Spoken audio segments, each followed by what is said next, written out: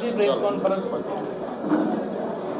ગુજરાતમાં સ્થાનિક સ્વરાજની ચૂંટણીઓનું મતદાન 26મી તારીખે થવા જઈ રહ્યું છે। સાથે સાથે આણંદ જિલ્લાની ઉમરેઠ વિધાનસભાની પેટા ચૂંટણીનું મતદાન 23મીએ જવા થઈ રહ્યું છે। જે પ્રકારે ભારતીય જનતા પાર્ટીનું શાસન દેશમાં છે, રાજ્યમાં છે, એની મહાનગરપાલિકાઓ, નગરપાલિકા અને આપણા આણંદ જિલ્લામાં નગરપાલિકા, જિલ્લા પંચાયતમાં એનો વહીવટ છે, ત્યારે આ નાગરિકને જે અધિકાર મળ્યા છે કે સ્થાનિક સ્વરાજમાં તેઓ પોતાને ગમતા પાર્ટી, વિચારો, ઉમેદવારોને જીતાડી અને એવો વહીવટ લાવે, ત્યારે સ્પષ્ટપણે લાગે છે કે ભારતીય જનતા પાર્ટીના વહીવટને કારણે પ્રજા ત્રાહિમામ પોકારી ગઈ છે, ભ્રષ્ટાચારે માજા મૂકી છે।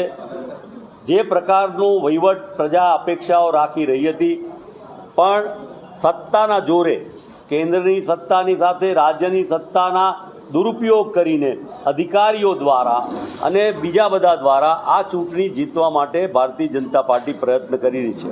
અને એના ભાગરૂપે એમણે કોંગ્રેસના ઉમેદવારોને દબડાવી, છેતરી, સમજાવી, દબાણ આ બધું કરી અને કેટલાક ઉમેદવારોના ફોર્મ પાછા ખેંચાવડાવ્યા છે।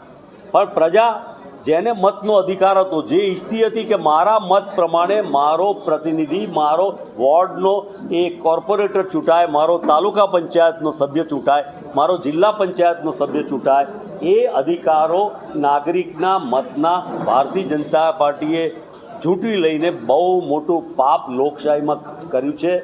આ સંવિધાન પ્રમાણે લોકશાહી માટે એક કલંક છે।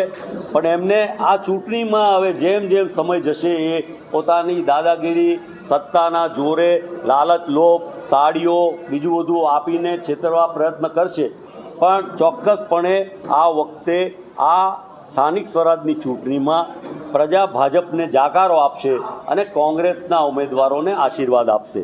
અને એના માટે આજે આપની વચ્ચે આપના માધ્યમ થકી અમે આ વાત કરી રહ્યા છીએ। અને સાથે સાથે ચૂંટણી પંચને પણ અમે ગઈકાલે મળી આવ્યા હતા અને અમારી રજૂઆત કરી હતી કે આ ફ્રી, ફેર અને જસ્ટ ચૂંટણી થાય એ માટેની સુવિધા વ્યવસ્થાની સાથે ચકાસણી કરવામાં આવે અને જોડે જોડે અમારા પ્રતિનિધિ જ્યાં પણ કંઈ કોઈ મુશ્કેલી પડે ત્યારે એને એ કરે।